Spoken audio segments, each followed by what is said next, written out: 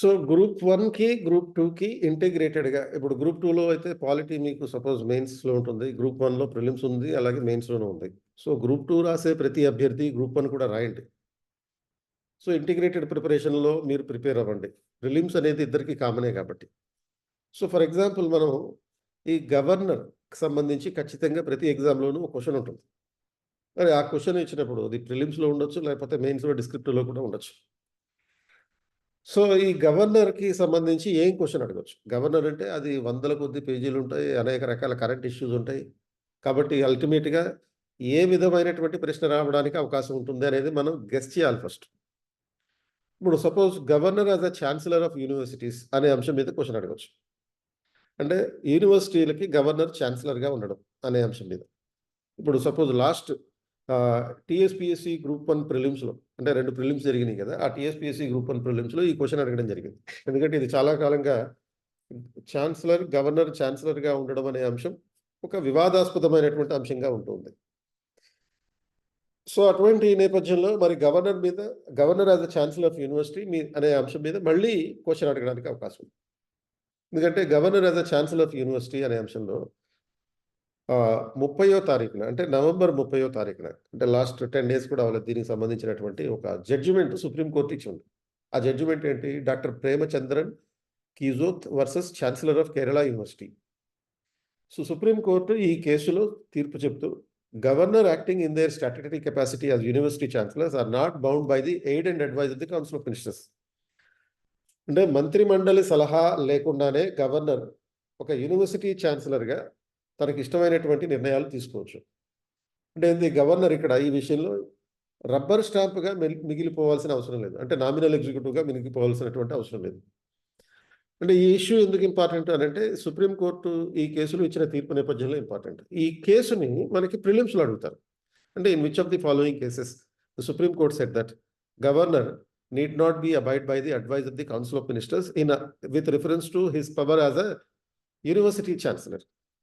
అంటే university ఛాన్సలర్గా governor మంత్రి మండలి ఇచ్చినటువంటి సలహా సహాయానికి కట్టుబడి ఉండనవసరం లేదు అని ఏ కేసులో సుప్రీంకోర్టు చెప్పారు అన్నప్పుడు ఇది ఒక కేసు. ఇది Premachandran Keezhoth versus chancellor of Kerala university.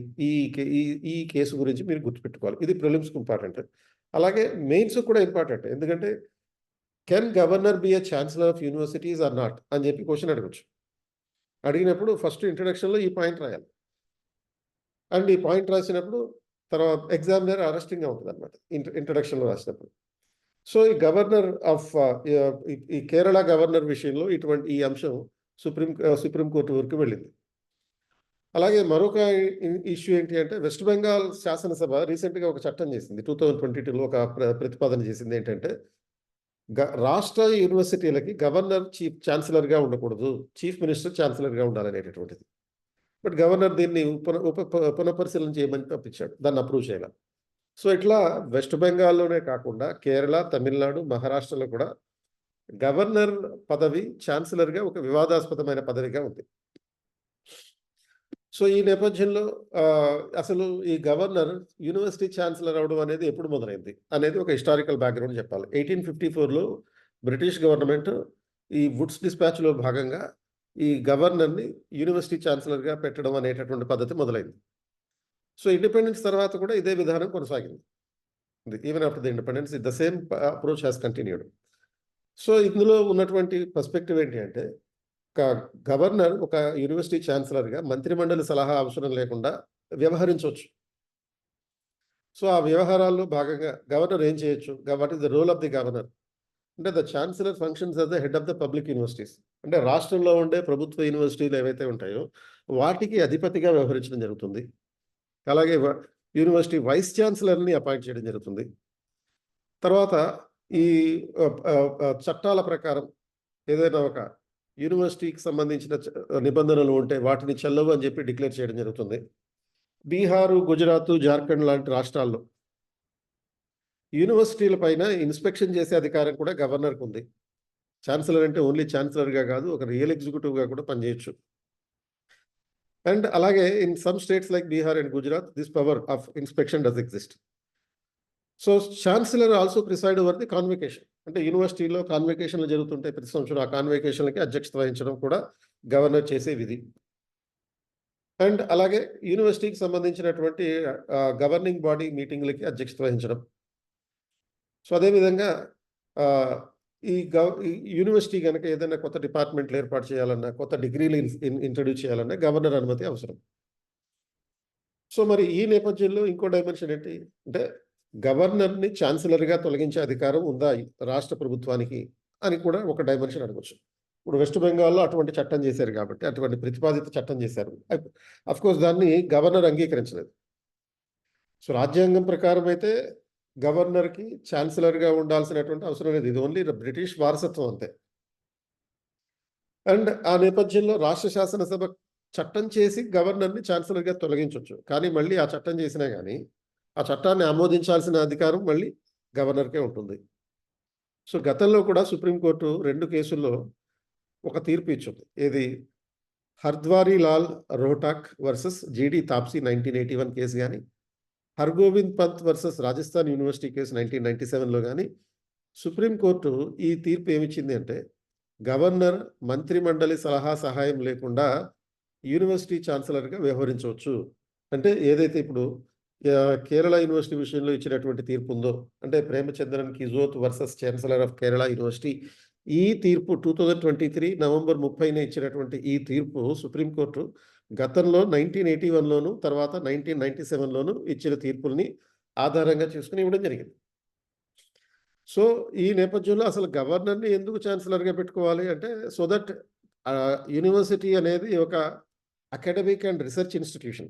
దీని విషయాల్లో ముఖ్యమంత్రి మంత్రిమండలి జోక్యం చేసుకోవడం అనేది రాజకీయ ప్రమేయం అవుతుంది. కాబట్టి ఆ రాజకీయ ప్రమేయం లేకుండా ఉండడం కోసం గవర్నర్ని ఛాన్సలర్గా పెట్టాలని చెప్పారు. సో ఈ నేపథ్యంలోనే కొఠారీ కమిటీ అలాగే నాలెడ్జ్ కమిషన్, ఈ 2 కమిటీలు కూడా గవర్నర్ ఛాన్సలర్గా ఉండడం అనే విషయం మీద కొన్ని రెండు ప్రతిపాదనలు చేశారు. సో కొఠారీ కమిటీ 1964-66 ప్రకారం గవర్నర్ ఛాన్సలర్గా నిర్వహించే విధి విధానాలలో రాష్ట్ర ప్రభుత్వం జోక్యం చేసుకోకూడదు. అండ్ తర్వాత గవర్నర్ ఈ నాలెడ్జ్ కమిషన్ 2006-9 ప్రకారం there is a need for depoliticising the post of governor with reference to his ఛాన్సలర్షిప్. అంటే గవర్నర్ ఛాన్సలర్గా ఉండే విషయంలో రాజకీయ ప్రమేయాలు ఉండకూడదు. ఈ 2 కమిషన్లకి భిన్నంగా సెంటర్ స్టేట్ రిలేషన్స్ మీద ఏర్పాటైన 2వ కమిషన్, పూంచీ కమిషన్ అంటాం. ఈ పూంచీ కమిషన్ ఏం చెప్పిందంటే, governor should not be continued as the chancellor of the universities. అంటే గవర్నర్ యూనివర్సిటీల ఛాన్సలర్గా కొనసాగకూడదు అనే పాయింట్ని చెప్పడం జరిగింది. సో ఇటువంటి అంశాలన్నిటి ఆర్గ్యుమెంట్ ఆధారంగా ఫైనల్గా కంక్లూజన్ ఏం చెప్తామంటే, council of ministers will naturally be interested in regulating the university education, and there is no need to perpetuate a situation where there would be a clash of functions and powers. అంటే రాష్ట్ర ముఖ్యమంత్రికి మంత్రిమండలికి university విద్యా వ్యవహారాల్లో జోక్యం చేసుకోవడానికి చాలా సహజమైనటువంటి ఆసక్తి ఉంటుంది. ఎందుకంటే ఈ యూనివర్సిటీలో ఓటర్లు ఉంటారు, స్టూడెంట్స్ అందరూ ఓటర్లే, కాబట్టి రాజకీయ ప్రమేయానికి ప్రయత్నం చేస్తుంటారు. కానీ governor as a university chancellor should not be interfere. So ఇప్పుడు 2000 మనకి TSPSC Group1 ప్రిలిమ్స్లో అడిగినటువంటి ప్రశ్నలో ఈ క్వశ్చన్ అడిగారు. ఈ which commission has recommended that the governor should not continue as a chancellor of the universities. ప్రిలిమ్స్లో అడిగిన క్వశ్చన్. అంటే ఏ కమిషన్ రికమెండేషన్ ప్రకారం గవర్నర్లు యూనివర్సిటీల ఛాన్సలర్గా కొనసాగాల్సిన అవసరం లేదు. అంటే అది సెంటర్ స్టేట్ రిలేషన్స్ మీద ఏర్పాటైనటువంటి 2వ కమిషన్ అధ్యక్షుడైనటువంటి మదన్ మోహన్ పూంచీ కమిషన్ అంటాం. సో అందరూ చెప్పిన పాయింట్కి భిన్నంగా చెప్పారు. సుప్రీంకోర్టు 3 జడ్జిమెంట్లో చెప్పిన అంశానికి, అలాగే ఈ కొఠారీ కమిషన్కి, నాలెడ్జ్ కమిషన్కి, వుడ్స్ డిస్పాచ్కి అన్నిటికీ భిన్నమైనటువంటి రికమెండేషన్ పూంచీ కమిషన్ నుంచి వచ్చింది. సో ఇట్లా ఏ కమిటీలు గవర్నర్ని ఛాన్సలర్గా కంటిన్యూ చేయాలి అని చెప్పడం జరిగింది, ఏ కమిటీ రికమెండేషన్స్ ప్రకారం గవర్నర్ యూనివర్సిటీలో ఛాన్సలర్గా కొనసాగకూడదు అనేటటువంటి అంశాలు ఏవైతే ఉన్నాయో ఇవి ప్రిలిమ్స్కి ఉపయోగపడతాయి, మల్టిపుల్ చాయిస్ క్వశ్చన్స్కి ఉపయోగపడతాయి. ఓవరాల్గా ఈ ఆస్పెక్ట్స్ నేపథ్యంలో ఈ సుప్రీంకోర్టు జడ్జిమెంట్లు 1981 జడ్జిమెంట్, 1997 జడ్జిమెంట్, అలాగే 2023 జడ్జిమెంట్, ఈ జడ్జిమెంట్లన్నిటి ప్రకారం గవర్నర్ యూనివర్సిటీ ఛాన్సలర్గా ఉన్నప్పుడు మంత్రిమండలి జోక్యం చేసుకోకూడదు, యూనివర్సిటీ నిర్వహణ విషయంలో గవర్నర్ ఒక రబ్బర్ స్టాంప్గా మాత్రమే ఉండిపోకూడదు. ఈ అంశాలు కూడా ప్రిలిమ్స్కి ఉపయోగపడేటటువంటివి. అండ్ వీటన్నిటినీ క్రోడీకరించుకొని మనం ఆర్గ్యుమెంటేటివ్ రూపంలో తీసుకెళ్తే should governor be continued as a chancellor of universities అని చెప్పి క్వశ్చన్ అడుగుతారు మెయిన్స్లో. యూనివర్సిటీల ఛాన్సలర్గా గవర్నర్ కొనసాగవచ్చా అనే అంశాన్ని క్వశ్చన్ అడగడం జరుగుతుంది.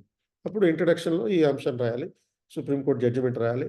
సెకండ్ పేరాలోనేమో గవర్నర్ పదవి ఏ ఏ రాష్ట్రాల్లో ఛాన్సలర్గా వివాదాస్పదమై ఉంది అంటే ఈ కేరళతో పాటు వెస్ట్ బెంగాల్, తమిళనాడు, మహారాష్ట్రలో వివాదాస్పదంగా ఉంది.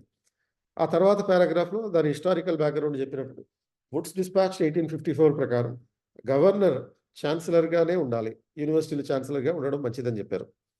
ఎందుకు ఉండాలి అనేటటువంటి ఆర్గ్యుమెంట్లు చెప్పాలి. ఒక 6 రకాల 7 రకాల ఆర్గ్యుమెంట్లు ఇచ్చాం. తర్వాత ఆర్గ్యుమెంట్లు అయిపోయాక can governor be removed as a chancellor అంటే usually it is not possible.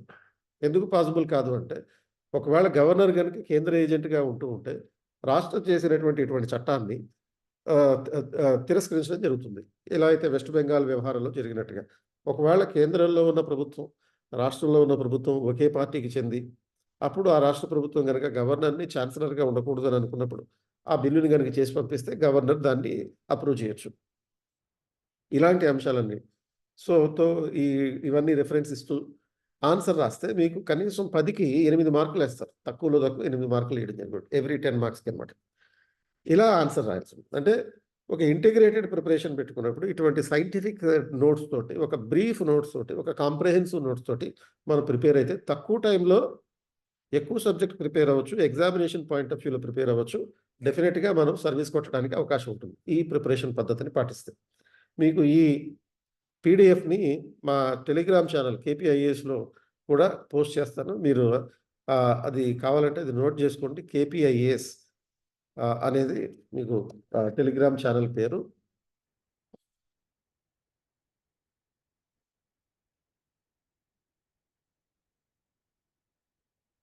So ఈ KPIASకి సంబంధించినటువంటి లింక్ కూడా ఇక్కడ ప్లేస్ చేస్తున్నాను.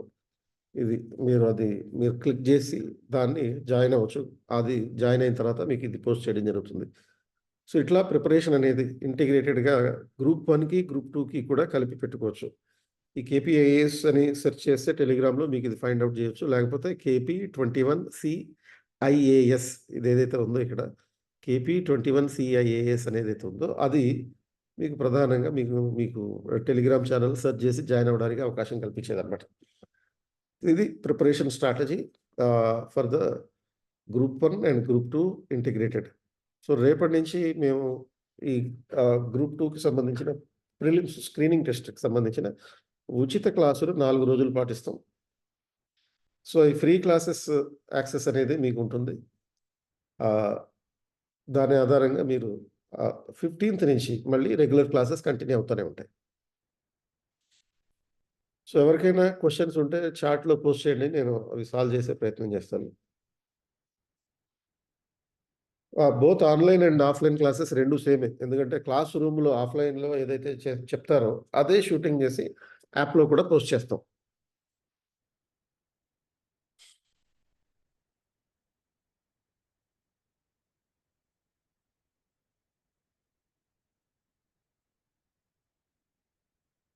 సో కరెంట్ అఫైర్స్ మ్యాక్సిమం ఒక 5-6 మంత్స్ సంబంధించిన కరెంట్ అఫైర్స్ చాలు. అంటే ఎగ్జామ్కి 2 మంత్స్ ముందు, అంటే మీకు February 25th ఎగ్జామ్ కాబట్టి మీరు అప్ టు డిసెంబర్ వరకు ఉండే కరెంట్ అఫైర్స్ చదివితే చాలు. 6 నెలలకు సంబంధించిన, అంటే June, July, August, September, October, November, December వరకు ఉన్నటువంటి కరెంట్ అఫైర్స్ చదివితే మ్యాక్సిమం సరిపోతుంది. గ్రూప్ 1 ప్రిపరేషన్ షెడ్యూల్ కూడా రేపటికల్లా పోస్ట్ చేస్తాం. గ్రూప్ 1 ప్రిపరేషన్ ఎప్పుడు స్టార్ట్ చేయాలి? ఇమీడియట్గా స్టార్ట్ చేస్తాం. 17th నుంచి గ్రూప్ 1కి సంబంధించిన క్లాసులు మొదలవుతాయి. సో ఆన్లైన్ వాళ్ళకి మెటీరియల్ ఇస్తారు.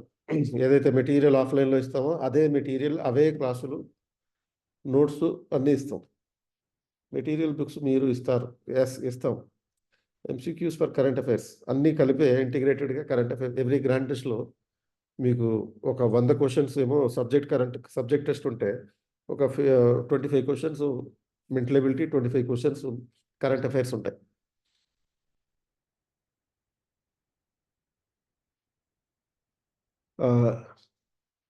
Course fee for group 1, course fee for Group 2 prelims 5,500 రూపాయలు, 5,500 ఆన్లైన్ అయినా సరే, క్లాస్ రూమ్ అయినా సరే.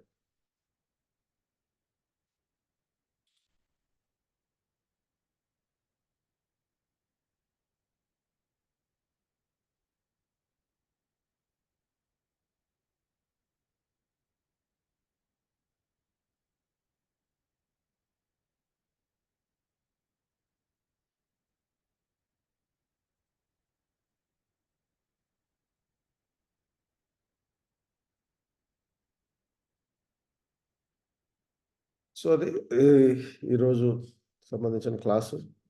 సో రేపటి నుంచి మేము ఈ క్లాసెస్ స్టార్ట్ చేస్తున్నాం. మా ఫోన్ నెంబర్ నోట్ చేసుకోండి, డిక్టేట్ చేస్తాను, నోట్ చేసుకోండి.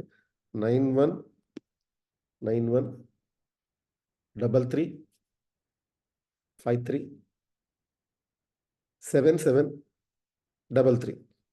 I repeat, 9133537733.